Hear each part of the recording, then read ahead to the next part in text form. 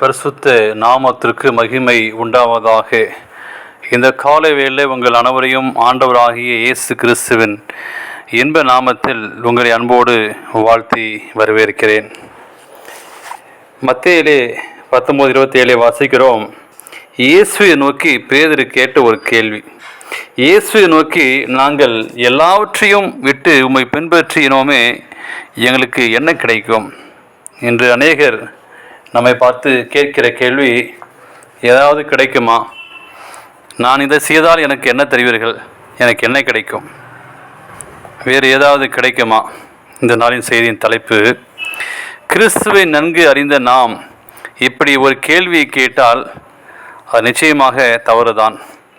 ஆனால் இன்று கிறிஸ்துவை அறியாத பல கோடி மக்கள் உள்ளார்கள். அவர்கள் இயேசுவை பின்பற்றினால் எங்களுக்கு என்ன கிடைக்கும் என்ற கேள்வியை கேட்டால் நாம் சாந்தத்துடன் பதில் சொல்ல வேண்டிய கடமை நம்மிடம் உள்ளது.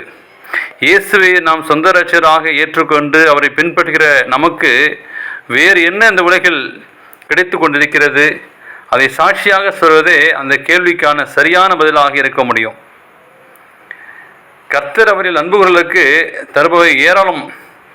ஆண்டவர் அதை பட்டியலிட்டு நாம் சொல்ல முடியாது. அநேக அவர் எழுதிக்கிறார். எதனால் கூட பக்கங்கள் செல்லாது. இன்றைய வாழ்க்கையில் தேவன் நமக்கு தரும் மிக அவசியமான அநேகம் உண்டு. அதில் வருஷத்தை நான் பார்ப்போம். முதலாவதாக சமாதானம். இது நிம்மதி என்றும் அழைக்கிறார்கள். இதை தேடித்தான் இன்று ஆயிரக்கணக்கான மக்கள் அங்குமிங்குமாக ஓடுகிறார்கள்.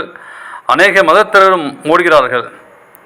கண்ணீரான சூழ்நிலைகள், பணமும் உலகமும் சக மனிதனமும் தர முடியாத இந்த சமாதானத்தை தருவது யார் என்றால், வேத வாக்கியம் சொல்கிறது, சமாதானத்தை உங்களுக்கு வைத்து போகிறேன், எளிய சமாதானத்தை உங்களுக்கு கொடுக்கிறேன், உலகம் கொடுக்கிற பிரகாரம் நான் உங்களுக்கு கொடுக்கறதில்லை, இந்த இதயம் உங்கள் இதயம் கலங்காமலும் பயப்படாமல் இருப்பதாக என்று சொல்லி யோவானில் வாசிக்கிறோம்.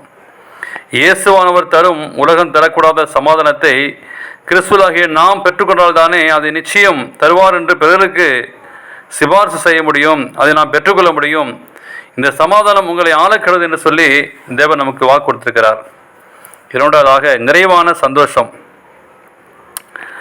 அவர்கள் இந்த நிறைவான சந்தோஷம் என்பது பணத்திலோ பொருளிலோ அல்ல. என்னுடைய சந்தோஷம் உங்களில் நிலைத்திருக்கும்படிக்கு, உங்கள் சந்தோஷம் நிறைவாகும்படிக்கு இவைகளை உங்களுக்கு சொன்னேன் என்று சொல்லி யோவானிலே வாசிக்கிறோம். சொன்னது என்ன என்று பார்க்கும்போது யோவான் 15:10, அவர்களை கற்பனை கை கொண்டு இயேசுவின் அன்பின் நிலைத்திருந்தால் இயேசு நிறைவான சந்தோஷத்தை நமக்கு தருவார். அவரே சந்தோஷத்தின் திறவுகோலாக இருக்கிறது. தேவனுக்கு பிரியமான பிள்ளைகளே, அவருடைய கற்பனைகளை நாம் கை கொண்டு இயேசுவின் மேல் அன்பு நிலைத்திருந்தால் ஒரு நிறைவான ஒரு சந்தோஷத்தை தேவன் தருகிறார். மூன்றாவதாக கிருபை. அவர் அதிகமான கிருபை அளிக்கிறாரே. யாக்கோபு 4:6 வாசிக்கிறோமே, யாருக்கு தாழ்மையுள்ளவனுக்கு தேவனுடைய கிருபையில் தான் நாம் இதுவரை நிர்மலமாகாமல் இருக்கிறோம். அவருடைய கிருபை நம்மை தாங்கிறது. கிறிஸ்து இயேசுடைய கிருபையிலே பலப்படு என்று சொல்லி தீமோத்தேயு எழுதுகிறார். அவருடைய கிருபைக்கு அளவே இல்லை. சமாதானம், சந்தோஷம், கிருபை.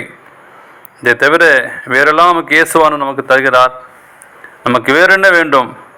தேவனுக்கு பிரியமான பிள்ளைகளே, அவரோடு சேர்ந்து வாழும்போது பேதுரு கேட்ட கேள்வியை நீங்கள் நானும் கேட்காதபடி அதை பெற்றுக்கொண்ட அனுபவத்திலே மற்றவர்களுக்கு நான் சொல்ல வேண்டும். இதோ இயேசுவோடு வளர்ந்த வாழ்க்கை எவ்வளவு இன்பமான ஒரு வாழ்க்கை என்று சொல்லி அந்த இன்பமான வாழ்க்கையை நாம் சாட்சியாக பகிர்ந்து கொள்வோமா? தேவன் இந்த காலை வேளையை ஆசீர்வதித்து கொடுப்பாராக. ஆமென்.